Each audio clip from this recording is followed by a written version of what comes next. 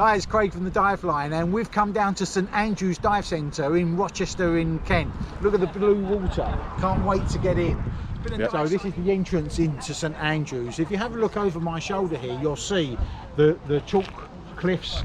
Obviously used to be a chalk quarry. They stopped quarrying here 20 years ago, and Scott and the guys moved in 2018. So they've been here a couple of years now and are now developing the on-site facilities. We've got a small shop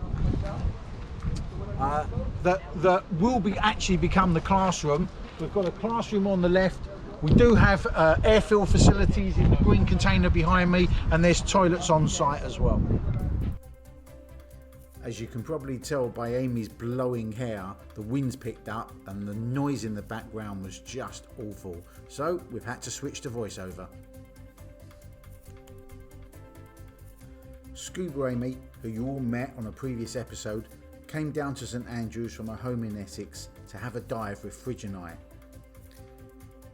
Scuba Amy has her own YouTube channel. Look her up, just search Scuba Amy. You'll also find her on Facebook, Instagram and Twitter. She took the opportunity to have a chat with a few of the locals. This is Lewis. On his third day of diving at St Andrews, Lewis is a new diver, learning how to blow bubbles safely with Scott as his instructor. He's learning using the Ray Training Agency as his intro to the wonders of the underwater world. He tells Amy how exciting it was to find the light aircraft on his last dive.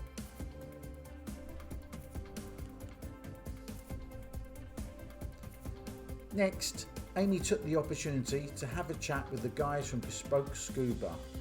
Paul French and his team are based in Dagenham in Essex. They use a local pool there and haven't been able to do that whilst everyone's been in lockdown, and also come to St Andrews. Today was Bespoke Scuba's first time back teaching post-lockdown. You can just see how happy the guys were. They're a paddy dive centre. When Amy had a chat with Paul, he'd already completed 2 dry suit orientation courses and was just about to head back in for some more training. Paul used to use the quarry before it became a dive centre run by SMB Diving. Apparently there was very little to see back then, but now that some underwater attractions like trucks, the vans, a yacht and a light aircraft have all been put in, it's far more interesting. Paul has been diving for 25 years and says that earning his living from his hobby is just the best. It's time to plan the dive. Let's have a look at the map and check out what direction we're going to head.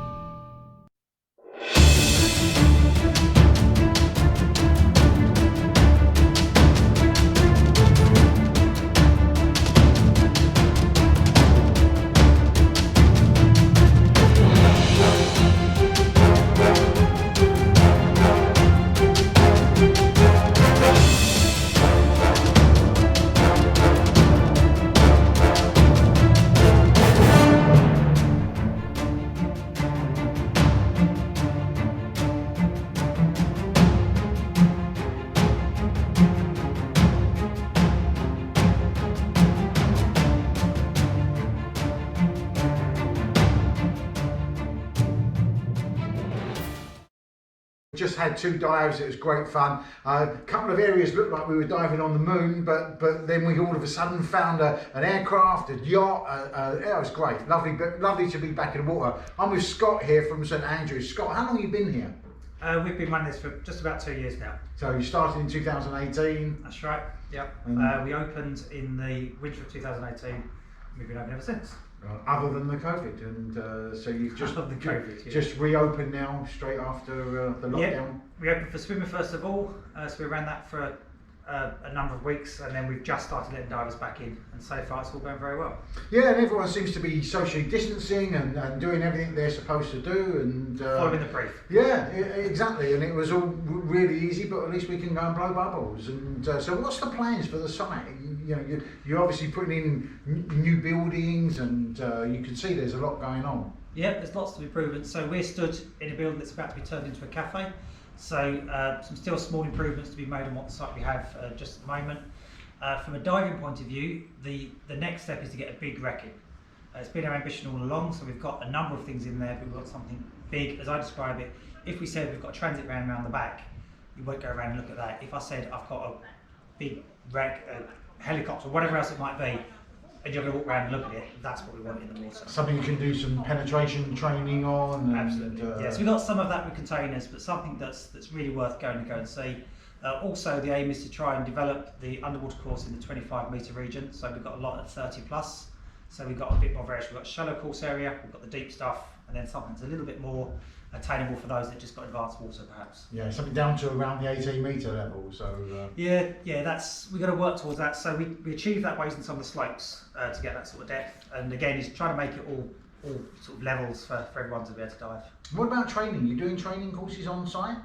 We do training courses on site. So we have a lot of clubs that come in. They've started training again. For this site, we lend ourselves to the advanced and to the deep course in particular. So we've got a lot of those courses coming in. We've just started training ourselves again. We only teach on a one-to-one basis, so it's all very, very controlled and very sort of managed within it. And it's not too bad. There are some adjustments, like everybody else. We're having to deal with COVID-19, change of budget procedures and all those things.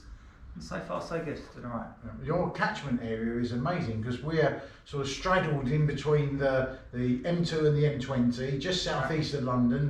The millions of chimney pots and all of the Medway towns you've got near you. Your catchment area is fantastic. It's a great location. Yeah, we're in a very fortunate location. Absolutely. Yeah. Brilliant. Now, it's a fair old sized lake, Scott. How many acres have you got? So the water itself is 70 acres. The site itself is 120 acres. So is there big plans for the future?